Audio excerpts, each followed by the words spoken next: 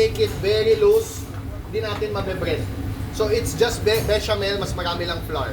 So 1.5 liters, 600 grams. Okay? Now, when we put cheese, what will happen? It will become a what? A mornay, di ba? So you can put your cheese, ang croquettes, Spanish, you can put your prosciutto slice ng EU4.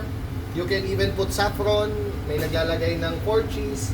So for us, we put cheddar and mozzarella. So it's also nice. So this is the basic one.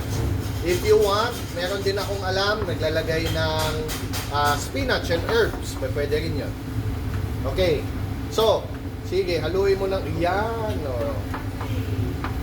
What we want to achieve is the cheese is melted. Okay? Ang gusto natin, pag dinifry natin, pag kinagat natin, cheesy.